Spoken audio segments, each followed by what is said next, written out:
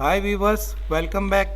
हाजिर हैं एक और वीडियो के साथ। और आज की वीडियो का हमारा टॉपिक है package declaration. Package declaration basically ऐसा होता है कि जैसे हम विंडोज़ में पाथ डिफाइन करते हैं ना, जैसे हमने जावा की फ़ाइल कंपाइल करने के लिए पहले पाथ का कीवर्ड यूज़ किया था, उसके बाद फिर हमने क्या किया था, सिस्टम में जाके उसकी एंट्री करवा दी थी, जिसकी वजह से हमें बार बार पाथ नहीं लिखना पड़ा। तो वो तरीक़ाकार था विंडोज़ का। लेकिन ऐसा ही पाथ बनाने का जो तरीक़ाकार होता है वो जावा का भी अपना एक एनवायरनमेंट होता है। ठीक है, तो अब हम इसमें ज़्यादा कुछ नहीं करेंगे। जो लास्ट टाइम हमने इनहेरिटेंस के लिए जो फोल्डर बनाया था, आप स्टेप बाय स्टेप मुझे फॉलो करते जाएं। सबसे पहले तो हम उस इनहेरिटेंस के फोल्डर का नाम चेंज कर देते हैं। इसका नाम हम रख देंगे माई पीकेजी।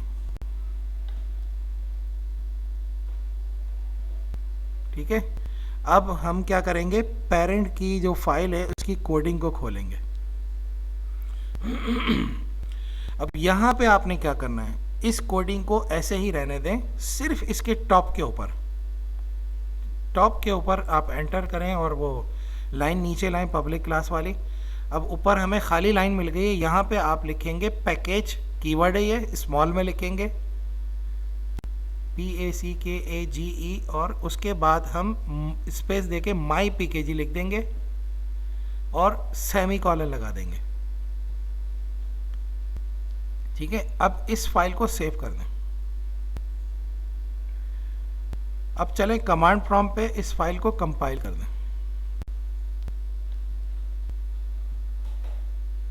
कोडिंग समझाने की ज़रूरत नहीं है, क्योंकि कोडिंग तो आपको पिछले इसमें मैं समझा ही चुका हूँ, तो कोडिंग वही रहेगी। अभी सिर्फ हमारा टॉपिक क्योंकि चेंज हो गया, इसलिए उस टॉपिक के हवाले से क्या चेंजेस है वो आपको बताऊंगा। ये कंपाइल होगी, एग्जीक्यूट तो होनी नहीं है, आपको पता ही है।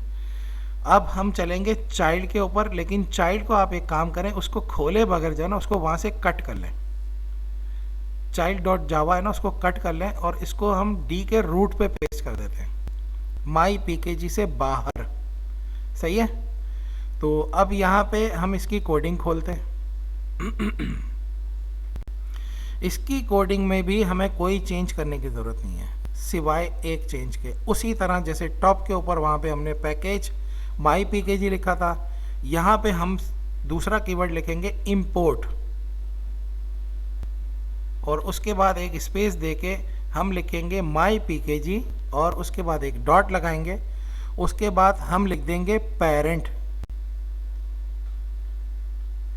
वैसे ही पी कैपिटल के साथ, यानी जो हमारी वो पेरेंट क्लास थी। ठीक है, और यहाँ पे सेमीकोलन लगा दें।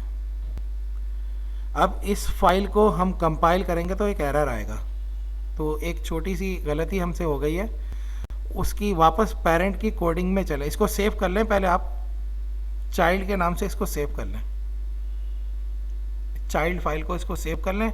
और पेरेंट के अंदर हमने क्या करना है, ये जो वेरिएबल डिक्लेयर किया हुआ ना हमने, इसमें हमने डायरेक्ट वेरिएबल का नाम लिखा हुआ था, इससे पहले पब्लिक लगा दें, वरना ये एरर देगा।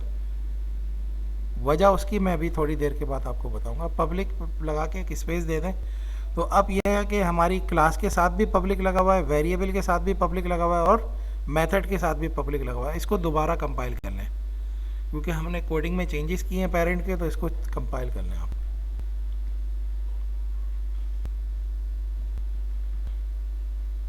ठीक है, अब चलते हैं चाइल्ड में, चाइल्ड की कोडिंग देखें। यहाँ पे वही कोडिंग वही है, हमने इंपोर्ट किया है। अब इस फाइल को भी कंपाइल कर लें। अगर उस सूरत में करते हैं ना कि वो वहाँ पे वेरिएबल पे पब्लिक नहीं लगा हुआ था, तो ये हमें कंपाइल नहीं करने देता, ये रन टाइम पे उसको कंपाइलेशन के वक्त उसको एरर दे देता कि भाई ये क्या है, वेरिएबल हमें नहीं पता है कहाँ से आ रहा है, क्या है। उसकी वजह मैं अभी आप बताऊँगा आपको डिटेल में। ठीक है, तो ये असल में हमसे छोटी सी एक गलती हो गई थी, जिसकी वजह से ये एरर आ गया था कि हमने जब वो पेरेंट क्लास के अंदर पब्लिक कीवर्ड लगाया था। और ये इसलिए आपको बता रहा हूँ कि इस किस्म की गलतियाँ हो जाती हैं। और गलती हमसे क्या हुई थी कि जब हमने पब्लिक लगाया था ना वेरिएबल के साथ पेरेंट में, तो हमने फाइल को सेव किए बगैर ही कंपाइल कर लिया था दोबारा। तो वो फाइल हमने अभी सेव करी है और उसको दोबारा कंपाइल किया, उसके बाद हमने ये चाइल्ड में किया तो हमारा वो एरर रिमूव हो गया। अब चाइल्ड की इसको एग्जीक्यूट करेंगे हम फाइल को।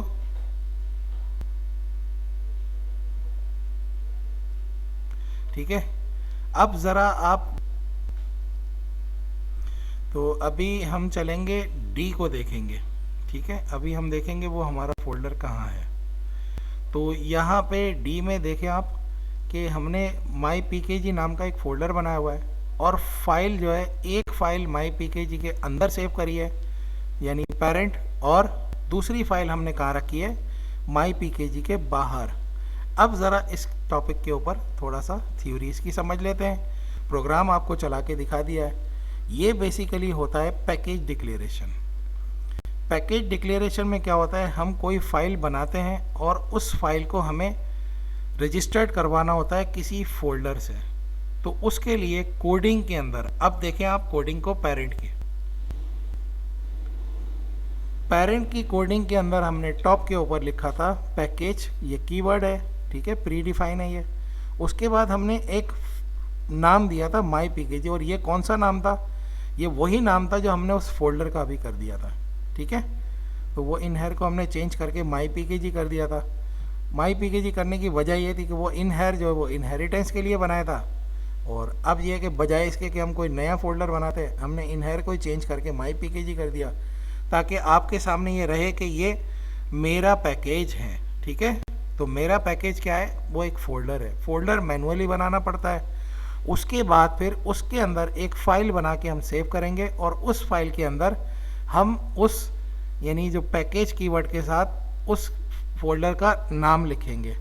उसकी वजह से ये होगा कि कंपाइलेशन के वक्त कंपाइलर क्या करेगा, अब इस फाइल को लॉक कर देगा, किसके साथ अटैच कर देगा, ये करेगा उस फोल्डर के साथ। अब ये पेरेंट फाइल जो है, अब अगर मैं जाके और मतलब ये जो माई पीकेजी नाम का फोल्डर है, इसका नाम अगर मैं चेंज कर दूँ ना, तो उसके बाद मैं इस फाइल को कंपाइल करूँगा तो ये कंपाइल नहीं करने देगा, ये एरर दे देगा।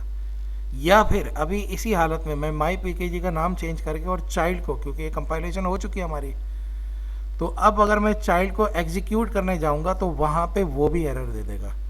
वो क्या करेगी, जिस टाइम पे वो एग्जीक्यूट होने लगेगी वो ढूंढेगी ये माई पीकेजी किधर है, और उसको जब माई पीकेजी नहीं मिलेगा तो वो रन टाइम पे एरर देगी कि माई पीकेजी मेरे पास नहीं है। ठीक है, तो अब हमने क्या किया था, पेरेंट को रजिस्टर्ड करवा लिया था, लेकिन चाइल्ड को अभी रजिस्टर्ड नहीं करवाया था।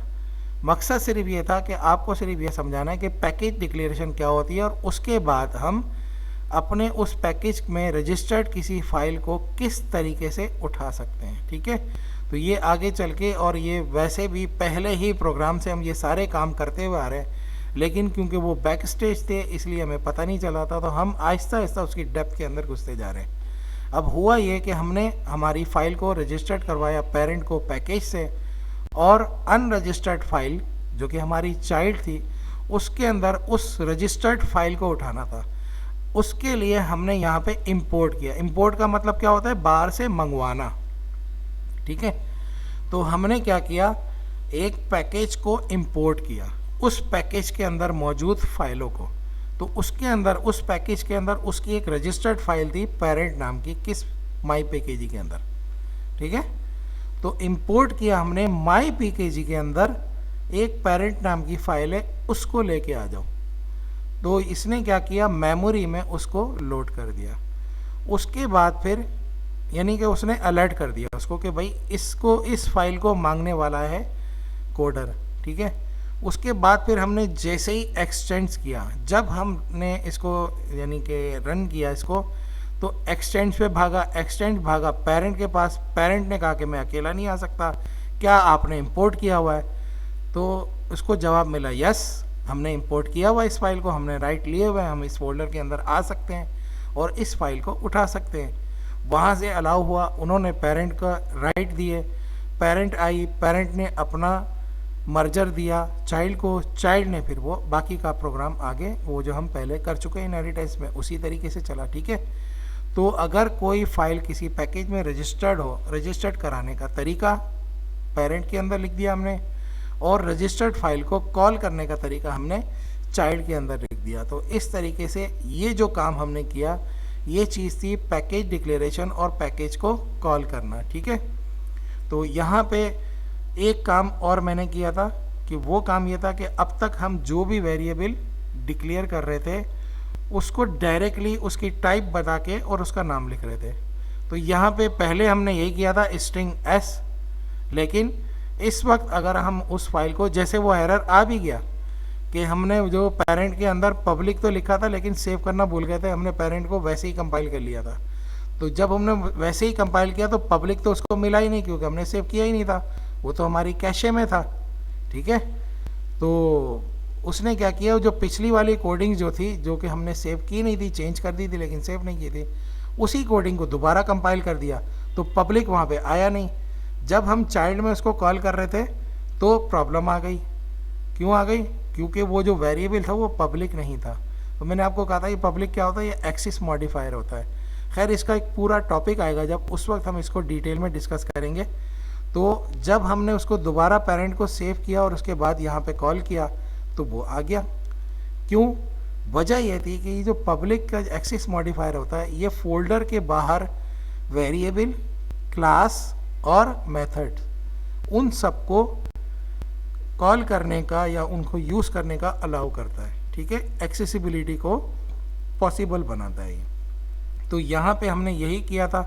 इस वेरिएबल को जब हमने पब्लिक कर दिया, अब से इससे पहले हमने कभी भी वेरिएबल के ऊपर कुछ भी नहीं लगाया था, तो अब ये पहली दफ़ा हमने लगाया, इसको पब्लिक किया है, तो जिसकी वजह से हमें ये चीज़ फोल्डर के बाहर भी एक्सेसिबल हो गई। अगर हम ये चाइल्ड फाइल बनाते फोल्डर के अंदर ही तो फिर हमें इसको पब्लिक करने की ज़रूरत नहीं थी। लेकिन जब हम प्रैक्टिकली जब जाएंगे अपने इन्वायरमेंट के अंदर, जब हम अपनी कोई कोडिंग्स करेंगे तो हम कोई उस पैकेज के अंदर नहीं बैठे रहेंगे, या जो जावा के अपने पैकेजेस हैं उनके अंदर हम नहीं जा सकते, हमें उनको कॉल ही करना होगा। ठीक है, तो ये पूरा एक मैकेनिज़्म है, इसको हमें समझना होगा कि ये किस तरीके से होगा, किस तरीके से किसी ऑलरेडी रजिस्टर्ड पैकेज के अंदर से हम कोई अपनी फ़ाइल बना सकते हैं और उसको यहाँ पे या बाहर उस फोल्डर से कॉल कर सकते हैं। ठीक है, तो ये इसका पूरा आप इसको सिनेरियो को समझ लें, और इसमें अब एक और चीज़ आएगी वो हम नेक्स्ट वीडियो में डिस्कस करेंगे। इसकी प्रैक्टिस ज़रूर कीजिएगा। Thank you very much.